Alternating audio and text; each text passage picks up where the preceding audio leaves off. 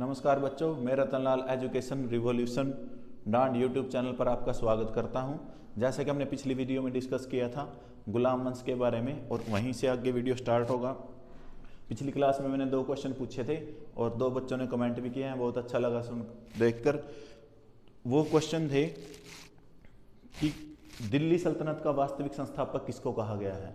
दिल्ली सल्तनत का वास्तविक संस्थापक अगर आप देखोगे कुतुबुद्दीन ऐबक को मानना है, लेकिन अगर उसके वास्तविक संस्थापक की बात करें या पूरी शक्तियां किसमें निहित हुई दिल्ली संस्थापक की, तो आएगा आंसर इल्तुतमिश। एसएससी ने कई क्वेश्चन में, कई पेपरों में इल्तुतमिश को मानना है दिल्ली सल्तनत का वास्तविक संस्थापक, लेकिन कुछ इतिहासकार कुतुबुद्दीन ऐबक को मानते हैं दिल्ली सल्तनत का संस्थापक। दिल्ली सल्तनत नहीं बोलो, अगर पहला तुर्क संस्थापक किसको बोलेंगे? कुतुबुद्दीन ऐबक। लेकिन दिल्ली सल्तनत का वास्तविक संस्थापक किसको माना जाएगा? इल्तुतमिश। क्योंकि कुतुबुद्दीन ऐबक ने सुल्तान की उपाधि नहीं धारण की थी, इसने उपाधि धारण की थी मलिक और सिपह सालार की, कल बताया भी था। और एक क्वेश्चन मैंने पूछा था मोहम्मद गोरी का दूसरा नाम, तो मोहम्मद गोरी का दूसरा नाम मुइजुद्दीन। ये क्वेश्चन भी आ जाता है पेपर में, मुइजुद्दीन। मोहम्मद गोरी का दूसरा नाम मुइजुद्दीन, लिख लेना इसको, मुइजुद्दीन। बहुत सारे इतिहासकारों ने, इतिहास की किताबों में मुइजुद्दीन नाम मिलता है मोहम्मद गोरी की जगह। तो बात करते हैं अपने गुलाम वंश पे। गुलाम वंश में था 1206 से लेकर 1290 तक, कल डिस्कस भी कर लिया था चीजें। और इसका पहला था शासक कुतुबुद्दीन ऐबक, जिसने मैंने बताया था इसने अपना राजधानी बनाई लाहौर और मुख्यालय रखा इसने अपना दिल्ली। और फिर उसके बाद दूसरा शासक आराम सा, कोई इंपॉर्टेंट नहीं है, थोड़े से दिन रहा था, बिल्कुल अयोग्य शासक था। और उसकी हत्या कर कर कौन आया था? कुतुबुद्दीन, ये इल्तुतमिश। दूसरा शासक इसका कौन होगा दिल्ली सल्तनत का? इल्तुतमिश। 1210 से लेकर 1236। इतिहास में इसको माना गया गुलामों का गुलाम। क्यों था गुलामों का गुलाम ये? क्योंकि ये मोहम्मद गोरी का गुलाम था, जो कुतुबुद्दीन ऐबक का गुलाम था आगे इल्तुतमिश। तो इसलिए इतिहास में इसको क्या माना गया है? गुलामों का गुलाम। कई बार पेपर में क्वेश्चन पूछा गया है दिल्ली सल्तनत में गुलामों का गुलाम कौन है, तो इल्तुतमिश। और कुतुबुद्दीन ऐबक ने इसको सर-ए-जहार, एक उपाधि से नवाजा था, सर-ए-जहार, वेरी वेरी इंपॉर्टेंट, सर-ए-जहार। और रणथंबोर को जीतने वाला प्रथम मुस्लिम शासक भी कौन था? इल्तुतमिश। इंपॉर्टेंट चीजें सारी पेपर में पूछी गई चीजें हैं। इल्तुतमिश कौन सा शासक? एक तरह से वास्तविक संस्थापक दिल्ली सल्तनत का। क्यों? क्योंकि पूरी दिल्ली को इसने अपने कंट्रोल में कर लिया था। और इसको उपाधि सर-ए-जहार किसने दी थी? कुतुबुद्दीन ऐबक ने। कुतुबुद्दीन ऐबक का गुलाम था इल्तुतमिश। गुलाम के साथ साथ कुतुबुद्दीन ऐबक का दामाद भी था इल्तुतमिश। जैसे मोहम्मद गोरी का दामाद कौन था? कुतुबुद्दीन ऐबक। ये ठीक थे, अपना गुलाम थे, अपना साथी लड़की से उसकी शादी कर लेते थे। कुतुबुद्दीन ऐबक का दामाद इल्तुतमिश, इसलिए इसको इतिहास में क्या बोला गया है? गुलामों का गुलाम। किसको बोला गया इतिहास में? इल्तुतमिश को। इल्तुतमिश ही प्रथम शासक था जिसने इक्ता प्रथा स्टार्ट की। शब्द लिख लेना, वेरी वेरी इंपॉर्टेंट, इक्ता। इक्ता का वास्तविक अर्थ भूमि, लिख लेना ये इक्तदार। क्या था? इसने सैनिकों को, पहले क्या था? इक्ता। इसने सैनिकों को क्या कर दिया था? भूमि देना प्रारंभ कर दिया था। नगद वेतन के बदले क्या मिलती थी इनको? भूमि। और उस भूमि के मालिक को बोला जाता था इक्तदार। इक्तदार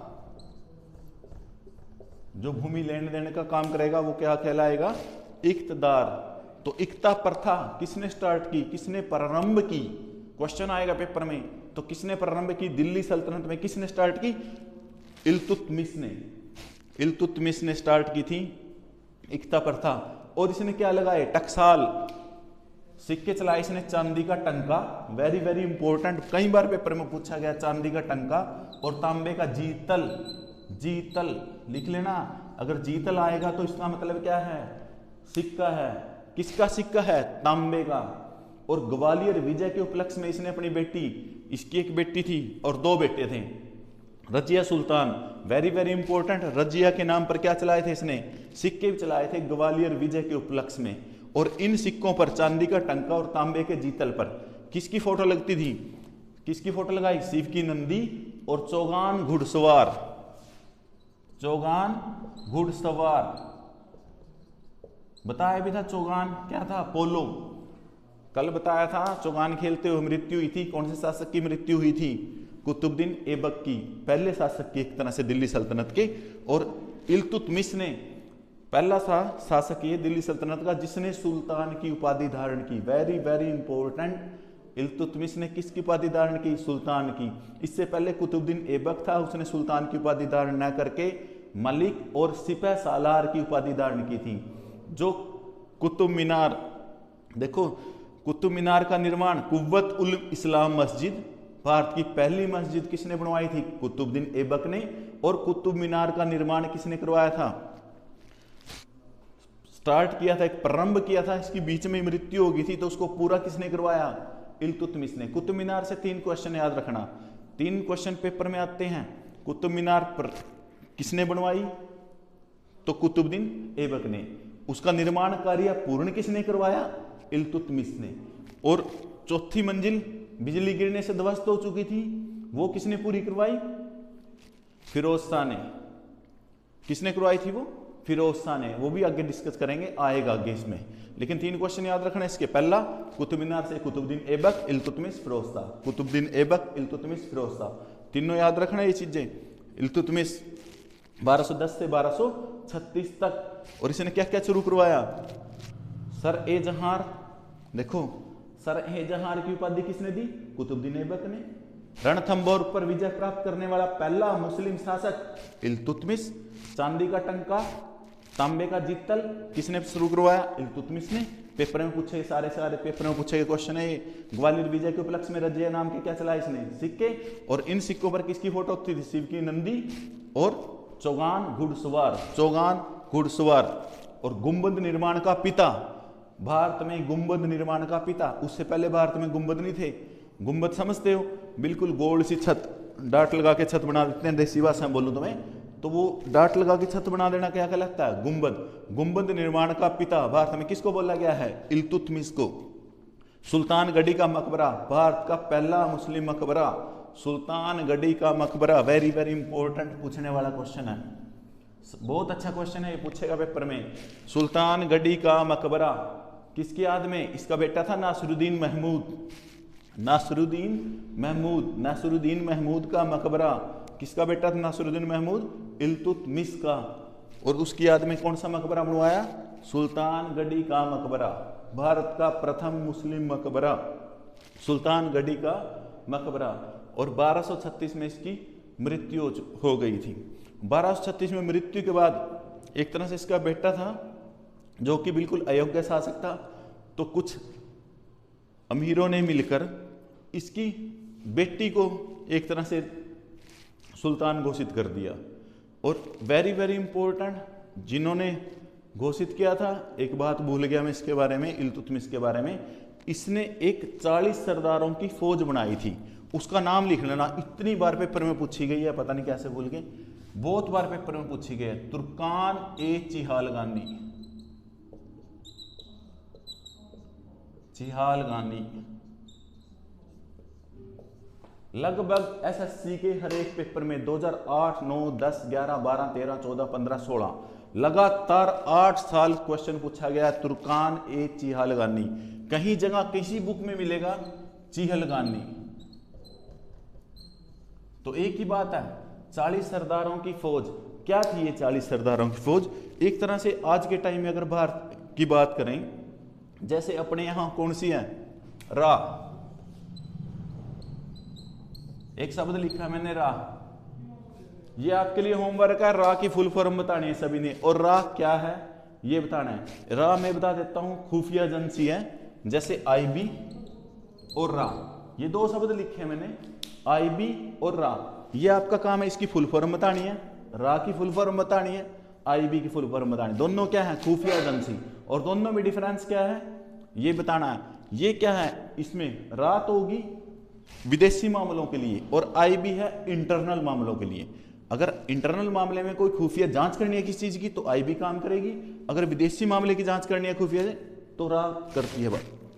तो रा की फुल फॉर्म और आईबी की फुल फॉर्म आप लोगों ने बतानी है। इसी तरह इसने क्या किया था, अपने राज्य में भी 40 सरदारों की अच्छे अच्छे लोग नियुक्त किए थे।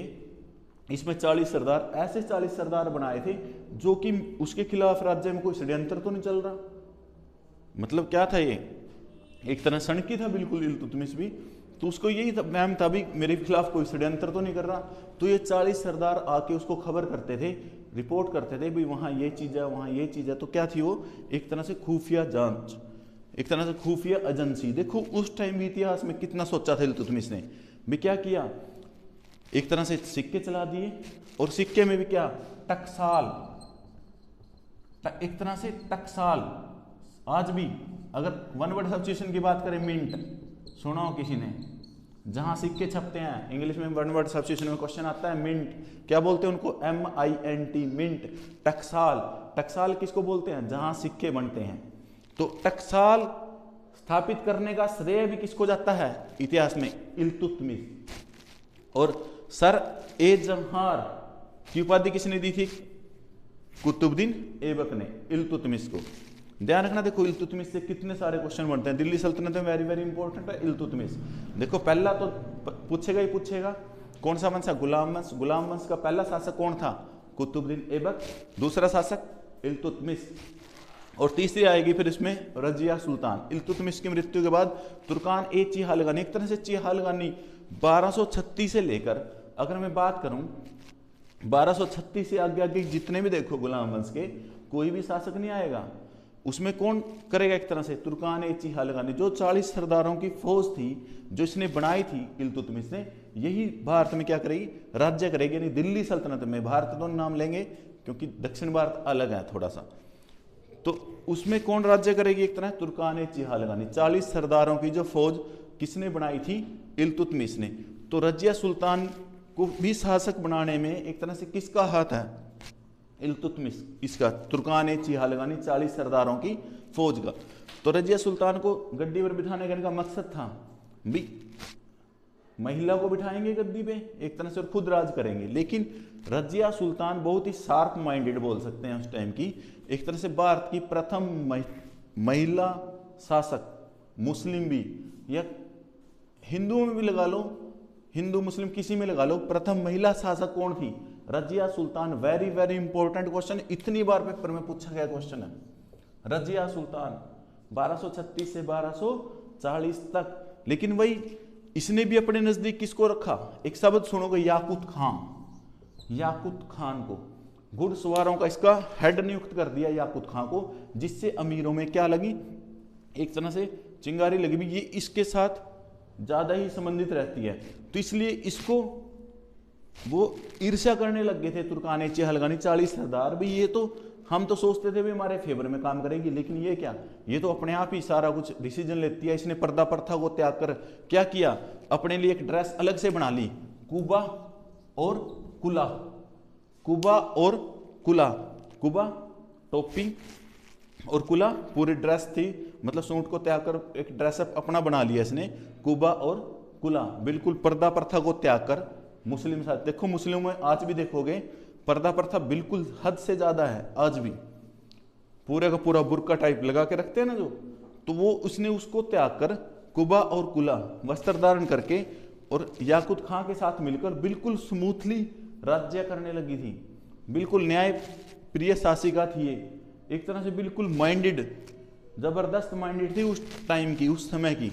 और उसके बाद इसने गलती कहाँ की, मतलब ये खुद ही नेतृत्व करना, सेना का सारी चीजें करना, और धोखे से मरवा दिया था याकूत खां को। और ये उधर पंजाब में चली गई थी, सरहंद साइड। सरहंद साइड से हार कर एक शासक था अल्तुनिया, इसने उससे शादी का प्रस्ताव रख दिया और अल्तुनिया से शादी करके वापिस आ रही थी, जहां हरियाणा में कैथल में इसकी कुछ डाकुओं ने मृत्यु कर दी थी। कहने में इतिहास में मानते हैं भी कुछ डाकुओं ने मृत्यु की, लेकिन उसमें कहीं ना कहीं हाथ तुर्कान ए चीहालगानी का था। कुछ इतिहासकार इसको भी मानते हैं भाई तुर्कान चिहालगानी। जहां देखो षड्यंत्र से कोई मरेगा ना इतिहास में, उसको बोल देंगे डाकू ने चाकू से गोद कर उसकी हत्या कर दी, ऐसा चलता है। तो सारी की सारी एक तरह से कौन हैंडल कर रहा था? तुर्कान चिहालगानी, जो 40 सरदारों की फौज बनाई थी इन्होंने, और उसी में था। इसके बाद रजिया सुल्तान की मृत्यु 13 अक्टूबर 1240 को हुई थी। और रजिया सुल्तान के बाद कोई भी शासक ढंग का नहीं आएगा इसमें। मुइजुद्दीन बहराम शाह इल्तुतमिश का पोता, और उसके बाद अलाउद्दीन मसूद शाह 1242 से 1246, कुछ नहीं किया इन्होंने, अयोग्य शासक थे। पूरी की पूरा बागडोर अपने हाथ में किसने ले रखी थी? तुर्कान चिहालगानी ने, जो 40 सरदारों की फौज थी। उसके बाद आएगा इसमें नासिरुद्दीन महमूद 1246 से लेकर 1265 तक, नासिरुद्दीन महमूद। और उसने तुर्कान चिहालगानी जो 40 सरदारों की फौज थी उसका हेड बनाया था अलुग खां को, अलुग खां,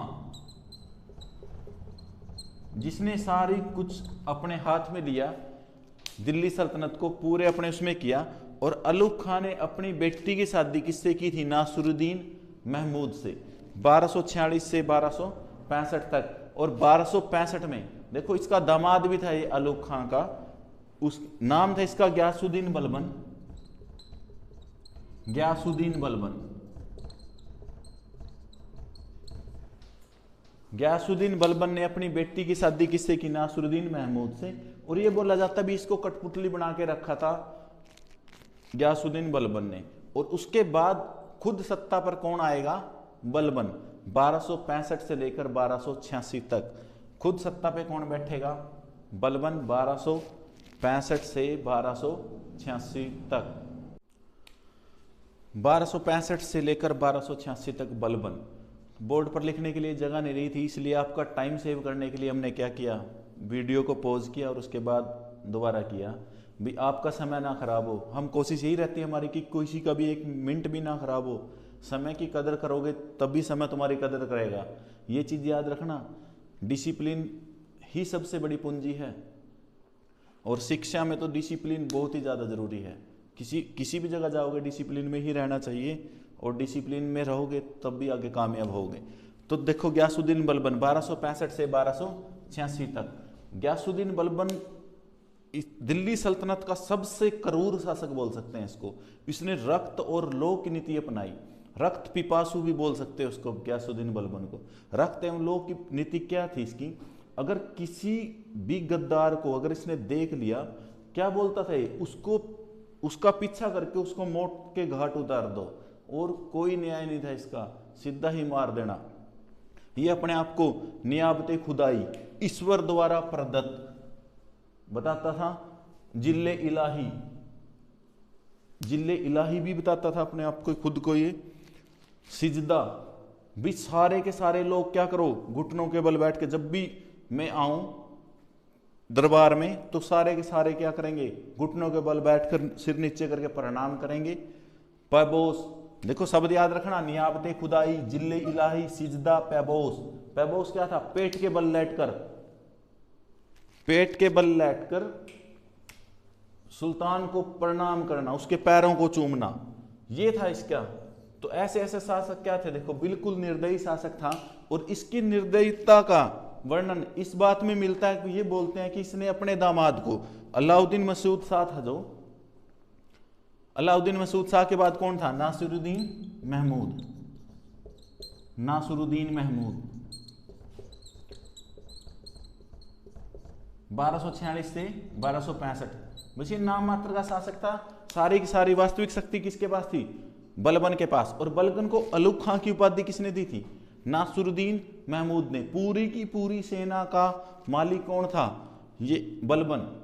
इसने सारी शक्तियां अपने हाथ में ले रखी थी 1246 से लेकर। अपनी बेटी का शादी करती थी। और इसको ये भी कुछ इतिहासकार मानते हैं कि इसको मरवाने में, इसको जहर देने, जहर दे के मृत्यु करवाई थी बलबन ने इसकी। मैं खुद अब सारी सत्ता अपने हाथ में ले लूं। तो इस तरह क्या था इसका, ये था। और इसके बाद आएगा कैकुबाद, कोई इंपॉर्टेंट नहीं है। और उसके बाद आएगा अंतिम शासक, ये याद रख सकते हो, अंतिम शासक क्यूमर्स, अंतिम शासक क्यूमर्स जलालुद्दीन फिरोज खिलजी ने इसकी हत्या करके किसकी स्थापना कर दी? खिलजी वंश की। 1290 से लेकर 1320 तक। 1290 से 1320 कौन सा वंश आएगा इसके बाद? खिलजी वंश। देखा गुलाम वंश में, देखो गुलाम वंश यहाँ खत्म हो गया, उसके बाद कौन सा आएगा? खिलजी वंश। गुलाम वंश का टाइम पीरियड 1206 से लेकर 1290 तक। और एक तरह से गुलाम वंश में कितने शासक इंपॉर्टेंट हैं? ट्रिक से भी याद कर सकते हो, किरब, KIRB। के से मतलब संस्थापक कुतुबुद्दीन ऐबक, आई से मतलब इल्तुतमिश, आर से मतलब रजिया सुल्तान और बी से मतलब बलबन। क्वेश्चन जो पूछे गए हैं पेपर में, संस्थापक कौन था? कुतुबुद्दीन ऐबक। टाइम पीरियड 1206 से लेकर 10 तक। फटाफट रिवीजन करना है। इल्तुतमिश 1210 से लेकर 1236 तक। रजिया 1236 से लेकर 1240 तक। उसके बाद बलबन, एक तरह से बलबन का टाइम पीरियड देखो 1265 से ना काउंट करना है इसका, 1265 से 1286, एक तरह से कहां से काउंट कर सकते हो? 1246 से लेकर 1265 तक। और तुर्कान-ए हालगानी, जो सबसे ज्यादा बार क्वेश्चन पूछा गया है, किससे पूछा गया है? एक तो रजिया सुल्तान से और एक तुर्कान-ए हालगानी। बार बार बोल रहा हूं मैं, ये क्वेश्चन वेरी वेरी इंपॉर्टेंट। तुर्कान-ए हालगानी, तुर्कान-ए हालगानी 40 सरदारों की फौज किसने शुरू किया था इसको? एक इल्तुतमिश ने। और इसको खत्म कौन करवाएगा? एक तरह से बलबन क्या था? तुर्कान-ए हालगानी में से एक सरदार था। इसको सबसे पहले यही खतरा था भाई मेरी जगह कहीं और जगह ना ले ले, तो ये सबसे पहले क्या करवाएगा? तुर्कान-ए हालगानी को खत्म। दोनों क्वेश्चन पूछता है, तुर्कान-ए हालगानी को प्रारंभ किसने करवाया या चिहलगानी? एक ही बात है दोनों। 40 सरदारों की फौज शुरू किसने करवाया? इल्तुतमिश ने। और इसको खत्म कौन करवाएगा? बलबन। याद रखना इस चीज को। सबसे पहला शासक कुतुबुद्दीन ऐबक, दूसरा इल्तुतमिश, फिर रजिया, और उसके बाद लास्ट याद रख सकते हो बलबन को। बलबन से संबंधित कुछ क्वेश्चन ये नियाबते खुदाई, जिल्ले इलाही, सजदा और पैबोस, ये चीजें याद रखना बलबन के बारे में। रखते हैं लोक नीति अब किसने अपनाई दिल्ली सल्तनत में या गुलाम वंश में? तो गुलाम वंश का टाइम पीरियड 1206 से लेकर 1290 तक। और उससे पहले मैंने बताया भी था 1191, 1192। देखो ऐसी डेट याद रखनी है सारी की सारी। 1194 और 1191, 1191, 92, 94। तराइन का पहला युद्ध, दूसरा और चंदावर का युद्ध, जयचंद्र और मोहम्मद गोरी। मोहम्मद गोरी का दूसरा नाम मुइजुद्दीन। याद रखना ये चीज। इसी के साथ ही कल करते हैं बाकी खिलजी वंश। खिलजी वंश का संस्थापक बता ही दिया। खिलजी वंश का टाइम पीरियड रहेगा 1290 से लेकर 1320 तक। आज के लिए इतना ही, मिलते हैं नेक्स्ट वीडियो में। जय हिंद, जय भारत।